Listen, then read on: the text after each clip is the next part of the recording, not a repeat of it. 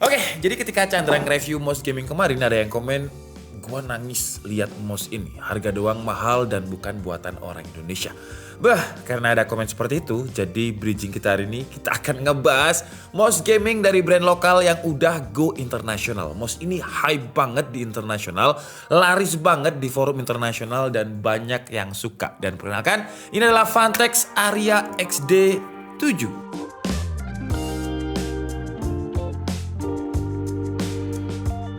Jadi Vantex Aria XD7 ini adalah mouse gaming yang memang kata Vantex ini dibikin serius banget sama mereka. Dibikin secara detail dan R&D-nya lama. Dan itu dites dulu bukan di pasar Indonesia ya, tapi di pasar internasional. Launchingnya itu di pasar internasional. Yang menarik di forum internasional sana mouse ini hype banget. Contohnya kayak saya lihat di Reddit dan juga di website review terpercaya yaitu Airthings. Mouse ini dapat review positif dari orang-orang internasional. Bahkan kalau saya lihat di AliExpress ya, ini saya lihatnya tanggal 3 kemarin itu udah terjual 958 unit untuk di pasar global ya, karena dijualnya di AliExpress. Yang lebih menarik lagi, Vantex Aria XD7 ini dijual dengan harga lebih mahal kalau di internasional, di global. Harganya itu sekitar 1,2 juta kalau misalkan kita rupiahkan. Tapi di pasar Indonesia harganya itu dibuat jauh lebih murah. Harganya berapa nanti kita bahas di kesimpulan. Sekarang kita bahas dari segi desain dulu. Kenapa mouse brand lokal ini bisa go internasional. Udah ngalahin Agnes Monica loh berarti. Dari segi desain, Vantex Aria XD7 ini menggunakan X-shape atau bentuknya itu kayak telur. Dan bentuk X-shape atau bentuk telur yang pernah kita coba itu ada di Logitech G102 dan juga G304.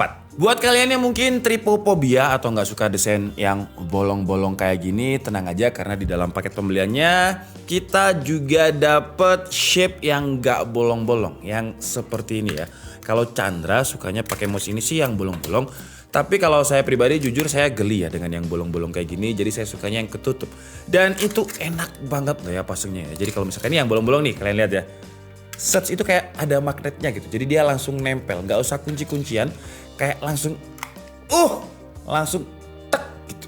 Terus di bagian kanan mouse ini saya suka sih ya desainnya. Ada tulisan Aria ya, kayak tulisan ala-ala Latin yang memberikan kesan itu lebih elegan. Terus kalau kalian tanya apakah dia RGB, sayangnya enggak. Tapi kalau buat saya pribadi RGB itu gak nambah FPS juga. Dan karena saya udah umur kepala 3 ya, jadi buat saya fitur RGB gak terlalu penting. Sebenarnya dia ada RGB tapi RGB-nya ini kayak bukan yang RGB gaming gimana gitu. Jadi di sini ada lampu indikatornya kecil aja yang menurut saya fungsional untuk soal konektivitas yang nanti akan kita bahas. Sekarang kita bahas dulu bagian gripnya ya. Jadi di gripnya ini di dalam paket pembeliannya kalau misalkan kalian nggak suka dengan permukaan yang halus kayak gini, di dalam paket pembeliannya itu kita dikasih grip tambahan yang kasar. Jadi kalian tinggal tempelin gripnya ini aja dan ini juga enak loh ya. Dia itu soft. Jadi kayak kita megang sesuatu yang soft tapi kasar gitu. Buat kalian yang mungkin tangannya cepat basah kayak saya, ini penting karena kalau misalkan yang ini bawaannya ini kalau saya pribadi dia bakalan cepet nempel fingerprint dan terlalu licin. Buat tombol DPI-nya dia ada di bawah mouse sampingan sama switch wired, wireless dan juga Bluetooth. Buat glide dia udah pakai yang namanya Pure Virgin PTFE. Namanya keren ya. Perawan murni PTFE gitu ya, Pure Virgin. Dan di dalam paket pembeliannya pun kita juga dapat PTFE tambahan kalau misalkan suatu saat mungkin kita udah pakai lama, terlalu sering kita pakai, terus PTFE-nya ini udah nggak glide lagi, nggak licin lagi, kita bisa pakai backupnya ini biar dia kayak baru lagi, lebih licin lagi, lebih smooth dan juga responsif lagi. Jadi dari sini aja saya udah suka banget. Kayak ini adalah mouse gaming yang bener-bener bisa kita sesuaikan dengan kebutuhan kita gitu. Kalau misalkan kalian nggak suka yang bolong-bolong, kalian nggak suka terlalu ringan, tinggal pakai case yang nggak bolong-bolong ini. Terus kalau misalkan kalian nggak suka permukaan yang halus kayak gini, tinggal tempelin gripnya ini. PTFE-nya pun masih ada backup. Dan untuk konektivitasnya ini udah triple connection. Jadi dia bisa pakai kabel, bisa pakai dongle 2,4 GHz dan bisa pakai Bluetooth. Wah, mouse gaming kok pakai Bluetooth. Ya, Bluetooth itu kalau misalkan kita gunakan untuk main game FPS menurut saya gak delay-delaynya Bluetooth pasti masih ada latency, jadi kurang responsif. Tapi kan dia ada kabel, ada dongle-nya juga. Nah, Bluetooth ini bakalan enak kalau misalkan kita gunakan untuk kerja. Jadi misalkan PC kita ini udah pakai dongle nih, terus kita mau switch ke tablet, tinggal pakai Bluetooth-nya aja gitu, nggak usah jabut-jabut dongle lagi. Lebih praktis dengan triple connection seperti ini. Misal pengen bawa mouse-nya ke kantor, kita bisa tinggalin dongle-nya, bisa tinggalin kabelnya juga. Jadi pakai Bluetooth-nya aja, dan Bluetooth-nya ini udah pakai Bluetooth versi 5.0, Bluetooth yang low power dan konektivitasnya lebih cepat. Jadi satu mouse bisa untuk semua gitu, bisa dipakai untuk ngegame dan bisa dipakai untuk produktif kalau lagi di kantor. Untuk ukurannya bisa saya bilang ini small ke medium ya. Kenapa saya bilang gini? Karena kalau dibandingin sama Pulsar X2 medium, ukurannya dia itu lebih pendek 1 cm. Cuman yang ukuran tangannya sekitar 17 cm nggak bakalan masalah sama sekali. Jadi kalau misalkan kalian pengen iseng ngukur, caranya kayak gini, pakai jari tengah. Maaf ya, bukannya nggak sopan ya, tapi memang ukurnya gitu, pakai jari tengah seperti ini sampai ke sini. Nah ini kan kalau misalkan saya kan pas ya. Jadi kalau ukuran tangan kalian kira-kira seperti saya, yaitu bakalan nyaman-nyaman aja. Buat kalian yang stylenya itu fingertip grip dan juga relax claw grip. Relax claw grip itu yang kayak gini ya. Sedangkan kalau kalian yang agresif claw grip, yang jarinya ngangkat banget, menurut saya akan kurang terlalu nyaman karena bagian bawahnya ini agak terlalu pendek buat yang tangannya besar kayak saya. Tapi buat kalian yang suka main game FPS kompetitif, dimana game FPS kompetitif itu kalau misalkan kita pakai mouse pasti sangat agresif banget, bisa kayak gini-gini. Dan ini karena dia desainnya gak terlalu kayak mouse ergonomics yang ukurannya itu gede-gede, jadi dipakai lama untuk pergerakan secara agresif itu masih enak dan nyaman, gak bikin cepet kram gitu. Kalau untuk beratnya, Phanteks Aria XD7 ini ada di 60 gram kalau kita pakai cangkang yang bolong-bolong tadi. Sedangkan kalau pakai yang tertutup, beratnya itu 61,5 gram. Bedanya cuma 1,5 gram aja, dan jujur kalau saya pribadi sih nggak terlalu ngerasa 1,5 gram itu kayak terlalu berat atau gimana, karena saya pakai ini, terus coba pakai ini pun kayak performa main pun kayak sama aja.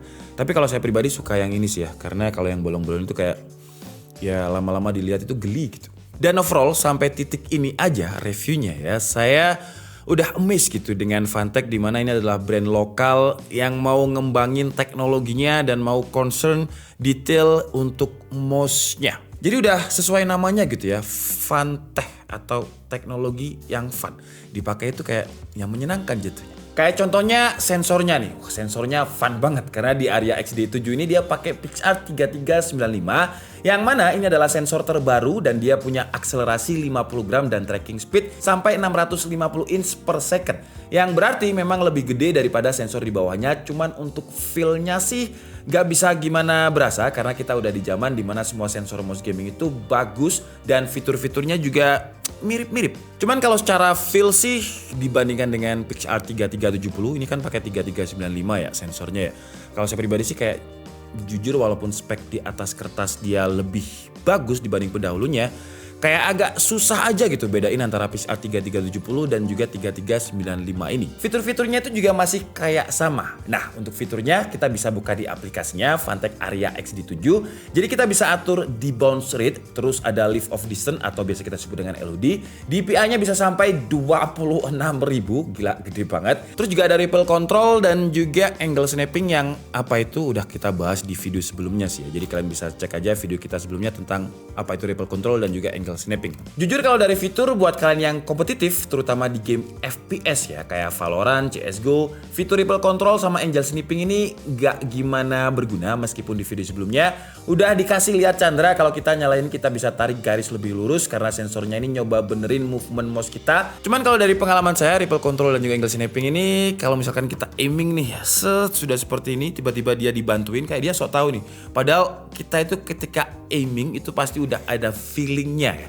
Dan kalau misalkan dibantuin kayak ya itu bukan kita gitu, feelnya jadi agak kacau. Cuman tenang aja, fitur ini tuh bisa kita matikan dan fitur ini bakalan berguna sebenarnya tergantung gamenya. Jadi kalau misalkan kalian player Apex dan juga Overwatch, ripple control ini masih berguna. Dan yang perlu diingat, karena Chandra udah pernah seharian mainin pakai ripple control dan juga angle snapping di mouse, kalau misalkan kita pakai fitur ini, baterainya akan lebih cepat habis. Untuk switchnya ini dia udah pakai Kailh GM 8.0 yang bisa tahan sampai 80 juta klik, dan buat scroll wheelnya mereka pakai TTC Gold. Untuk feelnya sendiri sendiri dia sama kayak Pulsar X2 karena switch yang dipakai itu sama. Suaranya crispy, travel distance-nya nggak jauh dan nggak terlalu besar juga saat kita klik.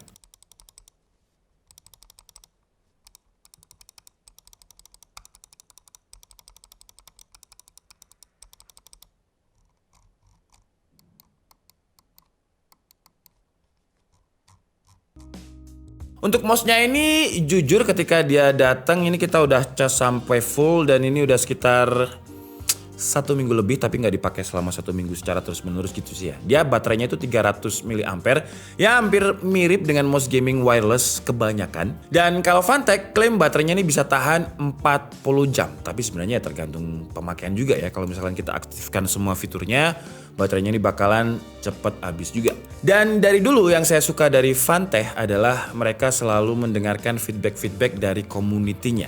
Bahkan feedback saya pun juga didengar ya. Dulu saya sempat komplain masalah logonya yang terlalu gede. Sekarang kecil aja di bawah.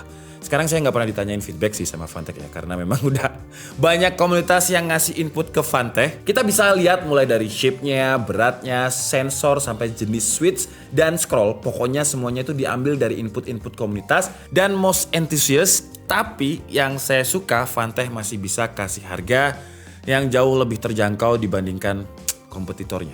Tadi saya bilang kan kalau di internasional, di pasar global itu dijual dengan harga 1,2 juta. Nah di Indonesia itu dijual dengan harga yang jauh lebih murah dibandingkan kompetitornya ya. Dia ini dijual dengan harga 829.000. Memang kalau kita dengar kata Fantech, mouse 800.000 itu kayak bukan Fantech gitu ya. Karena kan branding image Fantech di Indonesia itu kan ya peripheral yang terjangkau. Tapi sebenarnya kalau kita mau fair ya dengan fitur-fiturnya, sensornya, dan semua yang saya sebutkan tadi, dia ini masih lebih terjangkau dibandingkan kompetitornya dengan fitur yang sama. Contohnya kayak si Logitech Superlight, terus juga Lamzu, terus Pulsar itu sekarang punya saingan baru. Dan yang menarik saingannya adalah dari brand lokal. Biasanya saya selalu bilang kalau ada barang yang dengan spek mirip-mirip, fitur sama, tapi dia paling murah, kita harus curiga apa sih yang dipangkas. Tapi di Fantech ini saya nggak bisa nemuin apa kira-kira yang dipangkas ya. Atau jangan-jangan brand yang itu terlalu mahal ya yang sebelah ya.